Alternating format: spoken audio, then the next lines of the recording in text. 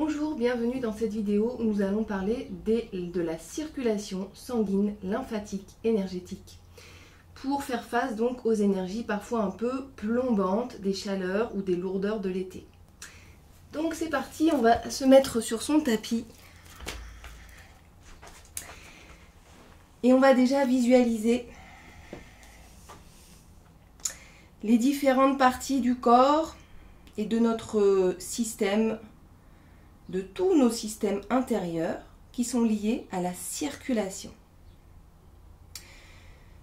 On peut imaginer l'intérieur de notre corps totalement vide. Uniquement notre système circulatoire qui apparaît progressivement. À la base, au centre, le cœur, avec à gauche l'aorte, d'où part le sang, et à droite la veine cave, d'où arrive le sang purifié.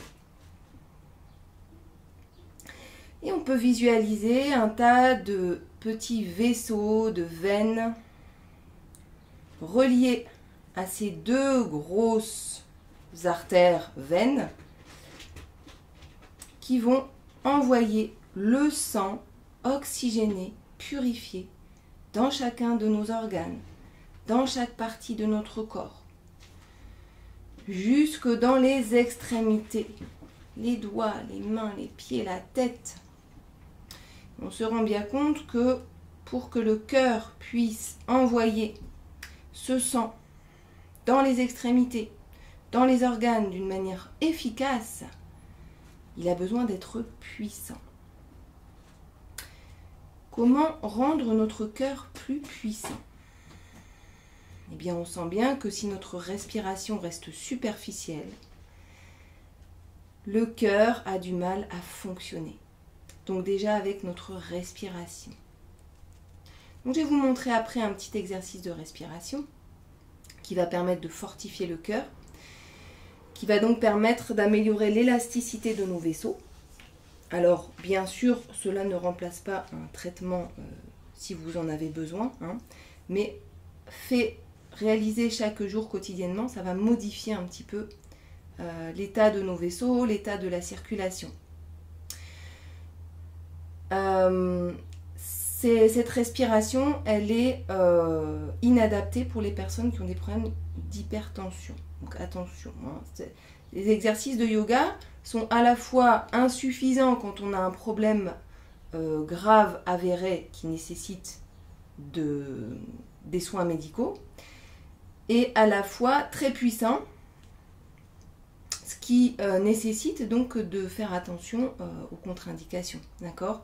Vraiment, de le prendre au sérieux comme un soin complémentaire en fait, complémentaire, mais qui peut aussi tout changer. Vous voyez ce que je veux dire ? Donc c'est à la fois essentiel et complémentaire.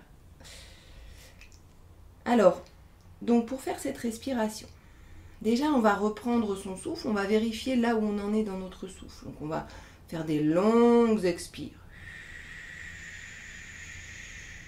Observez comment l'inspire se fait de plus en plus profonde et agréable lorsque les expires se prolongent, se rallongent.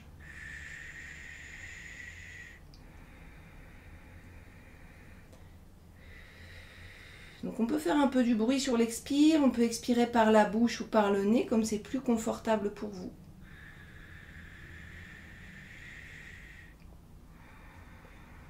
Si vous vous sentez confortable dans votre respiration, et seulement si, d'accord, si ce n'est pas le cas, je ne vous invite pas à faire la respiration qui suit. Donc c'est une respiration très tonifiante, à éviter le soir, on va la faire plutôt le matin. Ici, on va venir, donc on est bien en position assise, le corps bien droit pour permettre aux énergies de circuler. Tout exercice qu'on va faire, recroqueviller, on va bloquer les énergies, ne va pas du tout faire l'effet escompté. Donc, il faut vraiment se mettre en position épaules vers l'arrière et vers le bas, relâcher les bras, colonne bien droite, menton légèrement dans la poitrine. Ici, on va venir boucher la narine droite avec le pouce droit.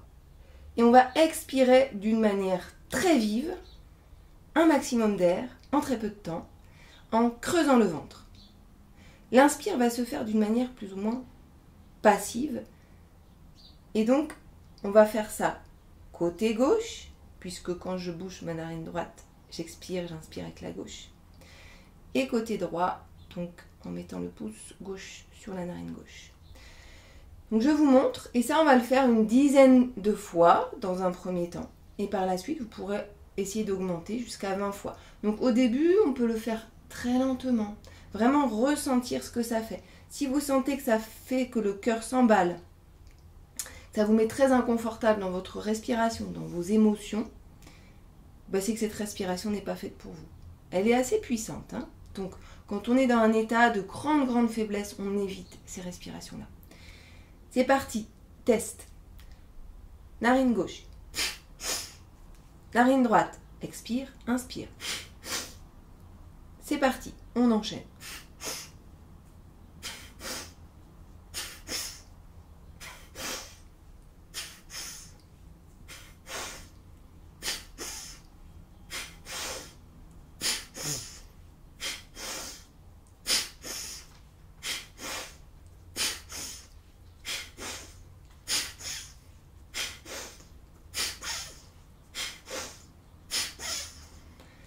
Et on termine par la droite, toujours.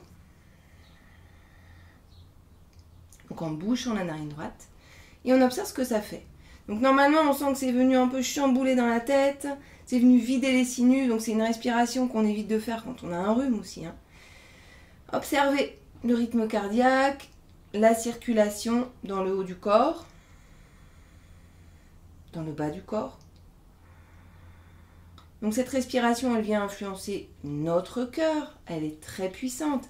Elle va permettre au cœur d'envoyer d'une manière beaucoup plus puissante le sang dans tous les organes, dans toutes les parties du corps. Donc on prend le temps de se remettre un peu de cette respiration très puissante. Toujours en reprenant des longues expires, longues inspires. Mais surtout les expires, on va les rallonger. Une fois qu'on a rallongé l'expire, en fait, l'inspire, elle se fait toute seule. Toujours important de revenir au calme et de vérifier que le cœur s'apaise. Donc si le cœur ne s'apaise pas rapidement après un exercice actif, c'est que il y a une fragilité quelque part, d'accord ? Donc ça peut aussi servir de diagnostic, entre guillemets, hein, c'est pas un diagnostic médical, c'est juste une mise au point sur notre état intérieur qui peut mettre en place une vigilance, tout simplement, d'accord ? Donc si vous êtes OK, on peut le refaire une deuxième fois, donc série plus ou moins de 10, hein, et vous vous sentez confort, plutôt que de compter précisément. Je vous invite à vraiment ressentir s'il faut aller plus loin ou pas. Voyez. Donc le bon équilibre entre aller vers l'inconfort, parce que c'est constructif, mais pas trop, parce que sinon on peut se déstabiliser nos émotions. Quand c'est trop, en fait, ça va pas être équilibrant, en fait. Donc c'est très intéressant de ressentir. Longues expires, longues inspires, et c'est parti. Narine droite, gauche. C'est parti, on continue.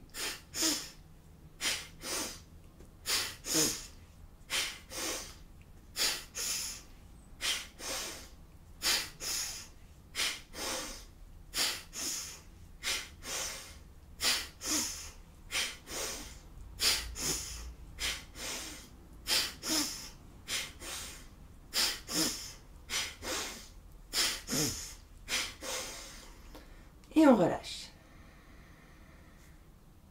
On laisse la respiration, le rythme cardiaque se déposer. Donc pour cela, n'hésitez pas à resserrer légèrement la gorge. Respiration Ujjayi.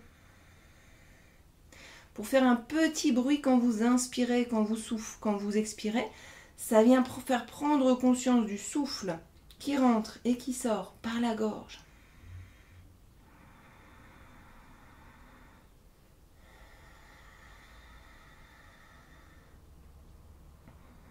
observer comment votre rythme cardiaque se dépose,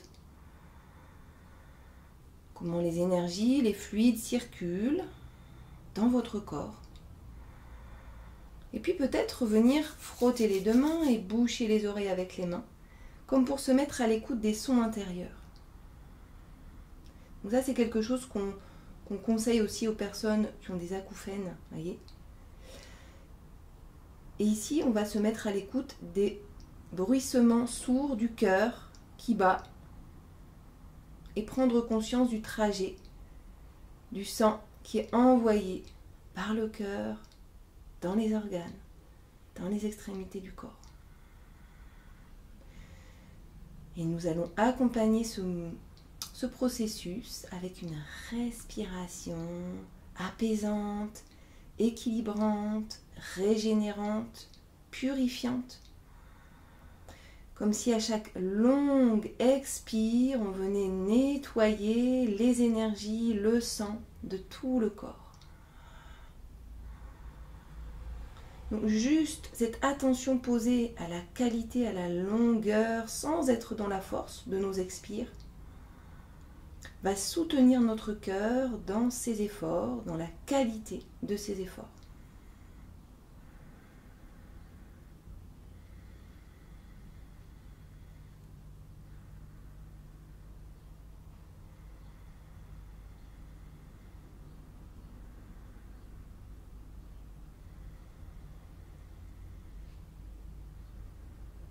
Connexion au bruit, au mouvement interne du corps.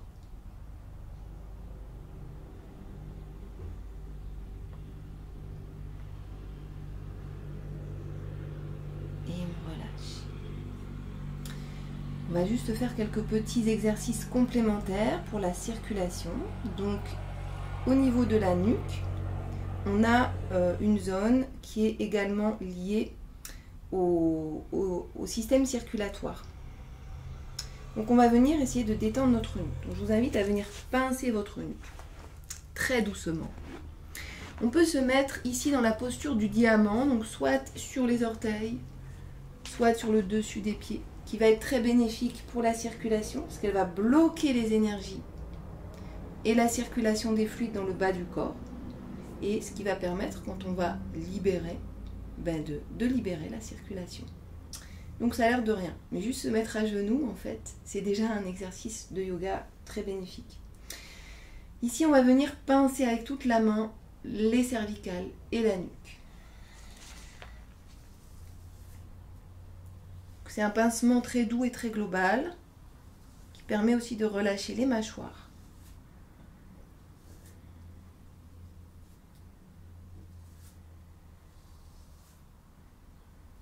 On navigue tout au long de la nuque, de la naissance des épaules, aux cervicales.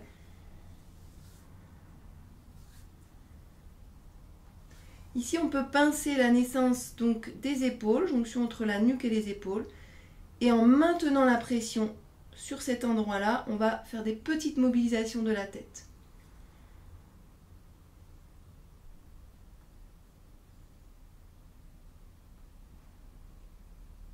Donc vous pouvez approfondir un peu, appuyer de plus en plus au niveau de la pression des doigts, voir ce que ça fait.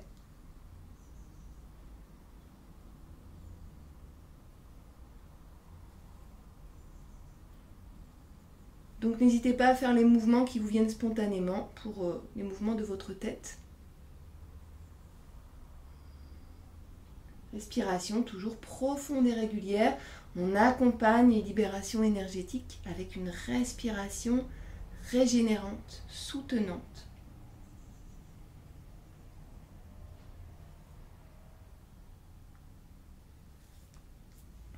Et on relâche. Ici, on va relâcher la tête vers le sol. Expire. Inspire, on va glisser la joue, rouler la joue sur le côté pour rapprocher l'oreille gauche de l'épaule gauche. Retenez votre respiration. Expire, sol. Inspire, roulez la tête vers l'épaule droite. Rétention, poumon plein.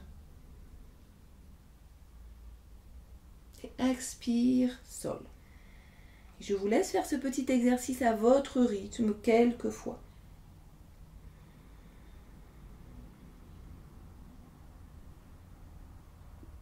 Au fur et à mesure de l'exercice, laissez le poids de la tête de plus en plus se relâcher, faire son effet, participer à l'étirement de la nuque.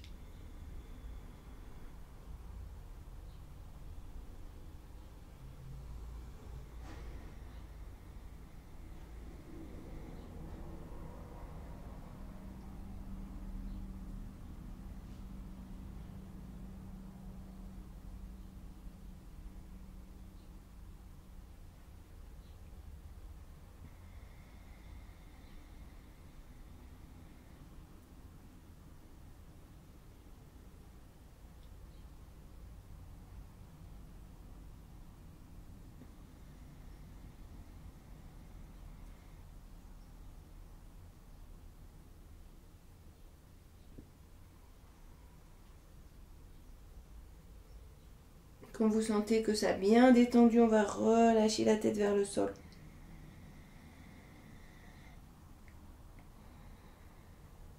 On va redresser lentement la tête.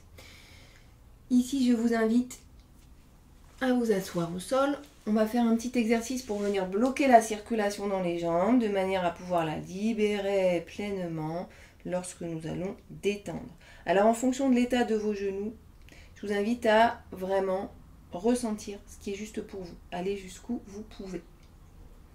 Donc ici, on va venir mettre les jambes dans une posture de lacet défait. C'est l'expression, c'est le nom de la posture en yin yoga. Voyez, lacet défait, ça veut dire j'ai un pied qui est plus ou moins rapproché du périnée, pas collé non plus, et l'autre pied qui est un peu au-dessus, vous voyez, hop, shoelace, les lacets défaits. Donc on va venir poser le bout des doigts soit sur le sol devant, soit sur un coussin, ou même sur 2 coussins si vous le souhaitez. Ok. On pose ici, on va redresser le dos, chercher à rapprocher le ventre du sol. Et sur l'expire, on va se pencher, donc toujours chercher à rapprocher le ventre du sol. Inspire, je me redresse. Et on poursuit ce petit exercice, ce petit mouvement. Expire, je penche. Inspire, je redresse. Etc. À votre rythme.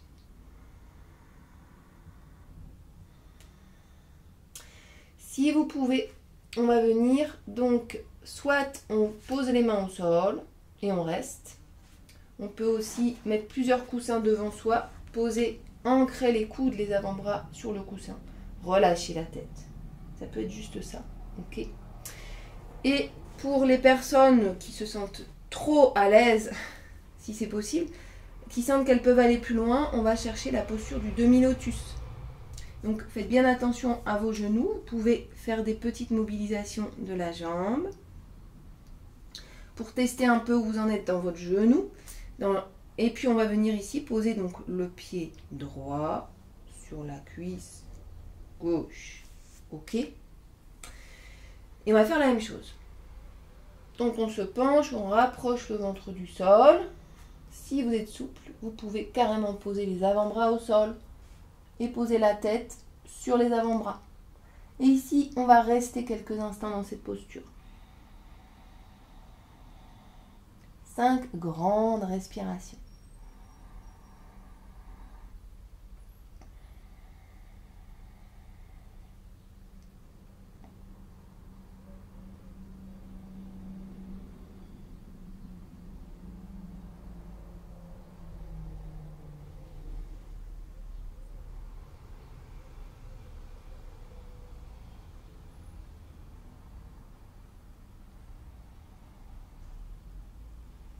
On se redresse légèrement.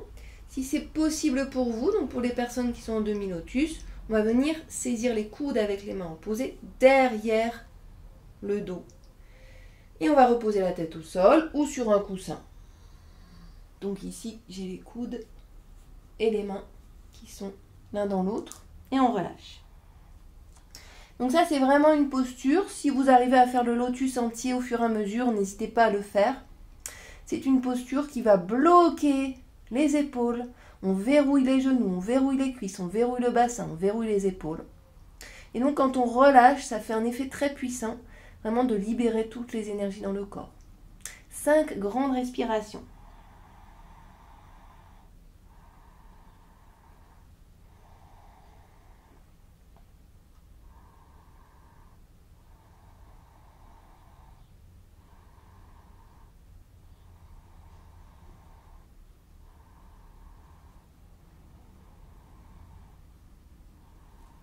Lentement, on se redresse. Tout doucement, on va venir enlever ici le pied. On peut faire des petites mobilisations de la cheville dans un sens et dans l'autre. Du genou, on peut croiser les doigts derrière la cuisse, venir un peu mobiliser la jambe en dessinant des ronds pour bien détendre le genou. On va faire la même chose de l'autre côté. Donc cette fois-ci, pied droit proche du périnée, pied gauche un peu éloigné. Shoelace. Là, c'est des faits. Pour ceux qui sont pas hyper à l'aise avec la souplesse de toute cette zone, posez bout des doigts au sol, rapprochez le ventre du sol. Expire, je me penche. Inspire, je me redresse. Donc, je vous laisse le faire plusieurs fois à votre rythme. Donc, vous sentez que ça vient étirer tout l'extérieur de la cuisse ici. Pour les autres, on va ici mobiliser la cheville, mobiliser le genou gauche en faisant des ronds avec la jambe gauche. La cuisse ne bouge pas. Et on va venir déposer le pied gauche sur la cuisse droite. Ok. Et même principe. Donc ici on est en demi-lotus. Vous remarquerez aussi que plus le pied est vers la droite, plus ça va être intense pour la cheville, pour la cuisse, etc. Et plus on le ramène au centre, et plus ça va être, ça va être moins dur. Donc moi je sais que je me suis blessée, j'ai une fragilité au niveau de cette cheville, donc je fais toujours attention, je vais toujours très progressivement. En fonction de votre état, de votre souplesse, en fait, cet exercice peut être très bénéfique et très mauvais. Donc vraiment, l'important c'est d'être dans son ressenti et de voir jusqu'où on peut aller. Moi je vous propose, pour les postures un peu complexes, je propose systématiquement plusieurs niveaux. L'objectif n'est pas d'aller au bout, c'est de se tester et puis que ce soit bénéfique pour le corps. Donc expire, je rapproche le ventre du sol, donc on ne fait pas un arrondi avec le dos. Si on est arrondi avec le dos, on ne cherche pas à forcer, à rapprocher le nez du sol. On creuse le bas du dos et expire, je me penche. Inspire, je me redresse. Plusieurs fois à mon rythme. Et puis si c'est ok pour vous, on va venir poser les avant-bras soit sur un coussin bien stable, soit au sol. Et on va prendre 5 grandes respirations. La tête est relâchée.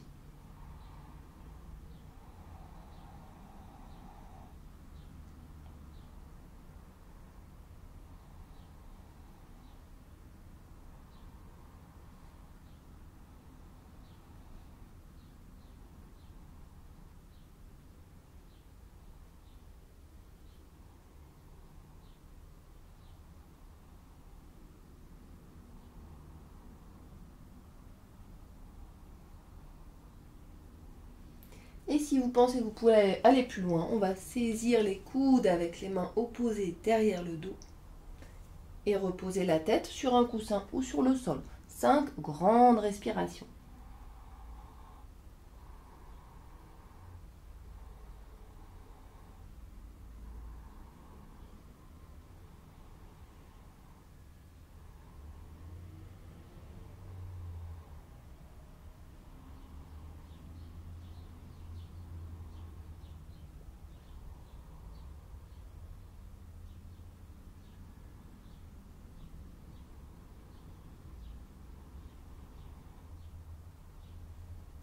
Et lentement on se redresse. On va venir, pareil, dessiner des ronds avec les chevilles, Dessinez des ronds avec la jambe pour déverrouiller le genou. Posez les mains derrière soi, étalez les jambes devant. On va faire des petites mobilisations des genoux pour laisser tout ça circuler. On peut ici mobiliser les pieds, dessiner des ronds dans un sens et dans l'autre.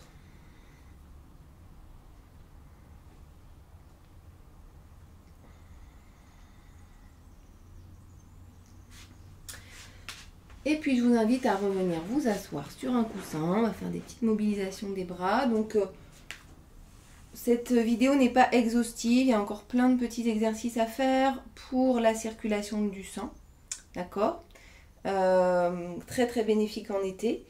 Voilà, donc petit morceau par petit morceau. J'essaye de faire des vidéos un peu digestes où vous puissiez un peu assimiler les choses pour vraiment avoir le réflexe quand on a les jambes lourdes, quand on a du mal à respirer, quand on sent que ça circule mal à l'intérieur, quand le cœur est pas très en forme, qu'il peine, de refaire ces petits exercices et de cibler vraiment ce qui est bon pour vous, ok ? Ici, on va venir croiser les doigts, pousser paume de main loin vers le ciel. Donc, je vous rappelle que le long de nos bras, ici, qui part dessous, au creux de l'aisselle, jusqu'au petit doigt, nous avons le méridien du cœur. Hein. Donc ici, on va étirer le méridien du cœur, loin vers le ciel, légèrement vers l'arrière si on peut. Et on va prendre 5 grandes respirations. Si c'est trop dur pour vous, on peut placer les mains, croiser les doigts, placer les mains derrière la tête, poser les pouces sur les épaules et rester ici, coude vers l'extérieur, vers l'arrière. Donc vous choisissez. Et on respire. Observez comment cette posture vient alléger les poids de la poitrine, libérer le cœur de toutes les tensions qui l'entourent. Le cœur, il est souvent affecté par nos émotions lourdes, toutes les émotions, que ce soit la colère, la tristesse, particulièrement la tristesse, mais aussi la colère, la peur. Donc toutes ces émotions se logent dans certains endroits du corps particulièrement. La peur, c'est les reins, la colère, c'est le foie, la tristesse, c'est les poumons. Mais toutes ces émotions vont affecter le cœur. Et même les joies trop fortes peuvent être un peu violentes pour notre petit cœur. Donc toute émotion forte, en fait, a besoin d'être accueillie, assimilée, prendre le temps, parce que du coup, des fois, ça reste bloqué à un endroit du corps. Et pour assimiler les choses, les digérer, il faut que ça circule. Donc le yoga, c'est un peu fait pour ça. Hein. C'est fait pour faire circuler les fluides. Donc quand on dit les fluides, c'est les liquides, que ce soit le sang, la lymphe. Alors les liquides du corps, on a l'urine évidemment, on a les larmes, il y a beaucoup de liquides, de sortes de liquides dans le corps qui prennent différentes formes, différentes consistances, qui ont différents rôles, d'accord, qui sont tous vraiment essentiels. Et c'est pas pour rien aussi, les larmes, ça vient libérer les émotions du cœur. Donc c'est important aussi de laisser s'évacuer les émotions quand elles viennent. Bien sûr, il y a un contexte, hein. Des fois c'est des explosions qu'on ne peut pas empêcher. Quand c'est vraiment très fort, il ne faut pas les empêcher en fait. Mais bien sûr, il y a des contextes. On ne peut pas toujours être dans nos émotions, c'est pas non plus équilibrant. On va relâcher. C'est toujours une question d'équilibre. Quand on parle des émotions, quand on dit il faut exprimer ses émotions, évidemment, il y a toujours une question de contexte et de justesse. Et en même temps, des fois, c'est la spontanéité et parfois des éclats qui seront les plus justes parce que c'est trop. Donc, en fait, il n'y a pas un discours miracle. Et tout peut être interprété d'une manière qui n'est pas forcément juste. Donc quand on parle de gestion des émotions, d'exprimer ses émotions, ça ne veut pas dire les exprimer à tout va non plus. Et tout le temps être dans ses émotions, c'est pas du tout équilibrant. Les gens qui ont tendance à être beaucoup tout le temps dans leurs émotions, ils se perdent. Donc, être dans l'action, c'est aussi thérapeutique. Avancer dans sa vie, c'est aussi thérapeutique. Et essayer de trouver des contextes, de la spontanéité quand il le faut, bon, en fonction de notre caractère, de ce qui se passe dans notre vie. C'est ça la gestion des émotions. C'est toujours une question d'équilibre en fait. Hein. Ici, on va poser le bout des doigts de la main droite sur le sol. Inspire, lever le bras gauche loin vers le ciel. Expire, droite. Inspire, ciel. Expire, relâche. Inspire, lever le bras droit sur le côté, loin vers le ciel. On étire, on étire. Expire, gauche. Inspire, ciel. Expire, relâche. On va faire ça plusieurs fois, chacun à son rythme. La synchronisation de la respiration sur les mouvements. Aussi très très thérapeutique pour le système sympathique, parasympathique. Et puis pendant ce temps-là, on va faire un petit bilan de tout ce qui concerne la circulation, surtout sanguine, dans le corps. Donc on a le système circulatoire qui passe par le cœur, qui envoie dans les veines, vers les organes, etc. Et on a également le système nerveux, qui est très très en lien avec la circulation. Et donc quand on est toujours dans le système sympathique, celui qui crée l'action, qui permet l'action, et bien quand on est en excès dans ce système-là, et bien ça dérègle la circulation du sang. Donc on va chercher aussi à se détendre de manière régulière pour trouver un bon équilibre entre l'action et la régénération. Ça va également améliorer la circulation du sang. On a aussi le système hormonal, système endocrinien, qui est très très très lié également à la circulation du sang. Donc quand on va améliorer tous ces systèmes-là, on va améliorer également la circulation du sang. Donc c'est important de comprendre, je donne beaucoup d'explications, mais en fait la compréhension de ce qui se passe dans notre corps, c'est l'étape première. Hein. Et puis pour se motiver aussi à faire les exercices régulièrement, il faut comprendre en fait, comprendre ce qui se passe. Et on relâche. Je vous invite ici, comme au début de la séance, ralentir les expires.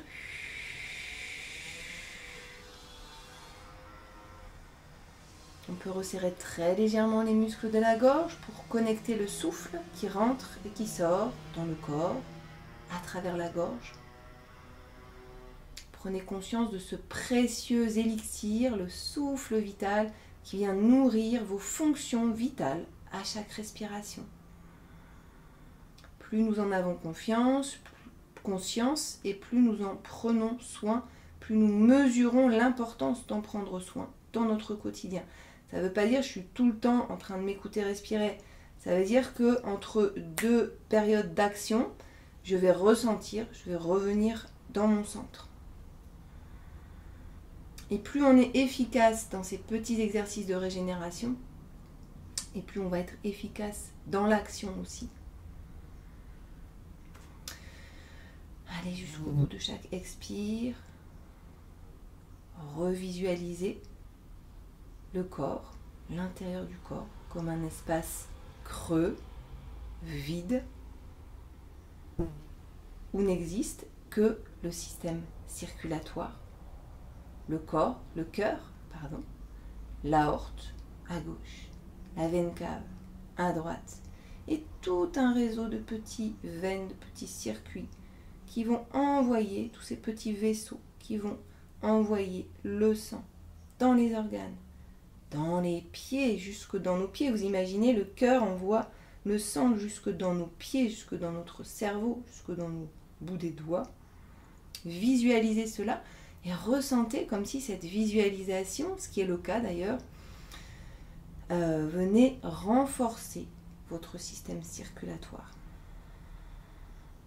La visualisation d'un système de notre corps, c'est une forme de connexion, une forme d'attention qui crée une interaction, qui crée une énergie, un échange d'énergie et une attention. C'est comme si on appuyait sur un bouton pour dire maintenant je fais attention, j'ai conscience de ce système-là de mon corps et je vais en prendre soin. Et en fait, c'est un message très fort qu'on envoie à notre corps, à notre cerveau. Conscience de ma respiration, de l'interaction entre mes émotions et ma respiration. Et inversement, entre ma respiration et mes émotions. C'est-à-dire que l'un va influencer l'autre et l'autre va influencer le premier. Juste cette conscience va modifier mon quotidien, mon rapport à moi-même, mon rapport à la vie. Et va me permettre parfois, en un claquement de doigts, de modifier mon état d'esprit, modifier mon regard sur les choses, modifier ma respiration et revenir dans mon centre. Parfois, ça peut être vraiment très très étonnant en très peu de temps. Parce qu'on maîtrise tous ces outils, parce qu'on a la conscience en fait. Donc ces visualisations, ça participe vraiment de l'intégration, de l'assimilation de comment je fonctionne et comment avec des mouvements, des respirations, c'est-à-dire avec des exercices précis de yoga, je vais pouvoir agir dessus. Voilà, c'est fini pour cette séance. J'espère que ça vous a fait du bien. Faites bien attention à vos ressentis, n'allez pas plus loin que ce qui est juste pour vous. Faites cette vidéo, refaites-la, cette séance aussi autant de fois que vous en avez besoin pour en ressentir les effets. C'est vraiment la régularité qui va faire que ça va agir de plus en plus profondément aussi sur notre système circulatoire. Et puis n'hésitez pas à liker cette vidéo pour soutenir mon travail si il vous semble intéressant. N'hésitez pas à la partager également à des personnes qui pourraient en avoir besoin. N'hésitez pas à vous abonner à ma chaîne pour recevoir les nouvelles vidéos, les nouvelles notifications. Et n'hésitez pas également à aller sur mon site internet, à télécharger mon e-book qui s'appelle Les clés de la vitalité, qui vous donne des petites astuces très très puissants au quotidien, naturels, pour augmenter votre vitalité et pour faire face à nos maux plus ou moins handicapants, parce que des fois on peut avoir... ça a l'air de petits problèmes, mais en fait ça bouffe notre énergie, ça bouffe notre temps, ça bouffe notre attention. Et en fait, il y a des choses, il existe des solutions simples parfois à des problèmes vraiment qui nous prennent toute une partie de notre énergie, qu'on pourrait mettre dans des choses beaucoup plus intéressantes. Voilà, je vous remercie pour votre attention et n'hésitez pas également à vous abonner à ma newsletter, comme ça vous serez au courant de mes articles que je réalise régulièrement sur mon blog, sur un peu les thématiques yoga thérapie, santé, vitalité, etc. Merci beaucoup, bonne journée à vous, au revoir.